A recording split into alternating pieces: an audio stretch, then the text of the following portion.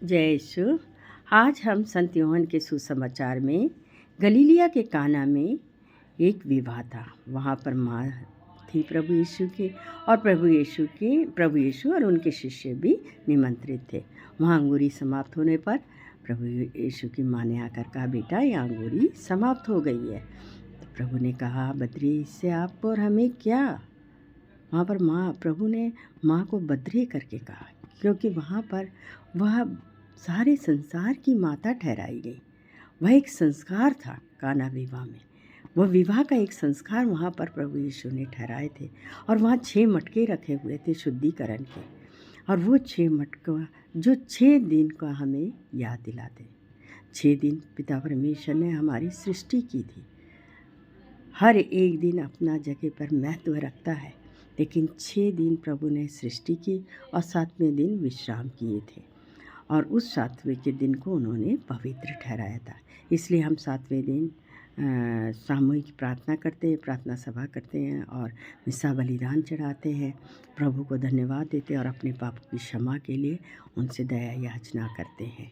तो प्रभु ने हम 6 दिन जो ठहराए थे, वो 6 दिन जो हमारा उत्पत्ति से लेकर हमारे पूर्वजों से जो भी गलती हुई, हम लोगों से जो भी गलती हुई, वो मटके के द्वारा प्रभु ने हमको वहाँ पर एक समझाए हैं कि उन्होंने वहाँ पर एक शुद्धिकरण किया, फिर से शुद्धिकरण किया उन्होंने 6 मटके का द्वारा। ये 6 मटके का दिन है, 6 दिन जो हमारे मुक्ति का आनंद ख़त्म हो गया था, वो मुक्ति के आनंद को उन्होंने हमारे जीवन में फिर से नए अंगूर के रूप में भर दिए, और फिर से नया विधान वहाँ से शुरू है। पहले प्रभु का पहला चमत्कार था वहाँ पर। सबसे पहले माँ ने प्रभु को वहाँ पर अर्पित किया हमारे लिए।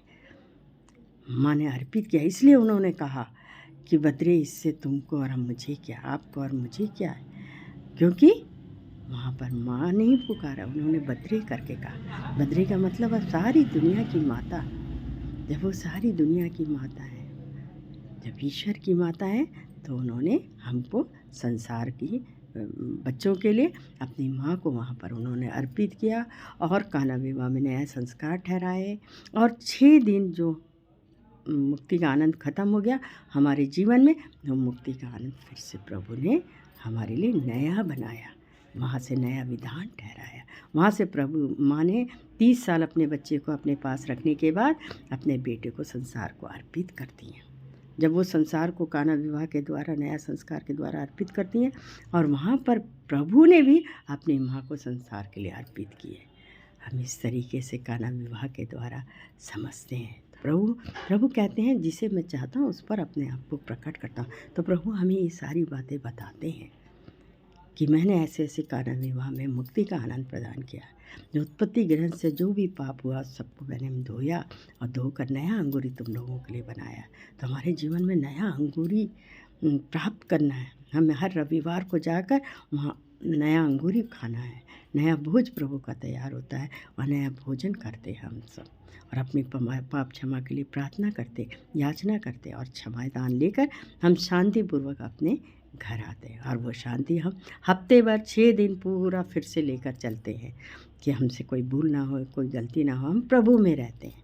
और 7वें दिन को हम बहुत पवित्र, पिता परमेश्वर ने जैसे 7वें दिन को पवित्र ठहराया, हम उस पवित्र दिन में प्रवेश करते हैं।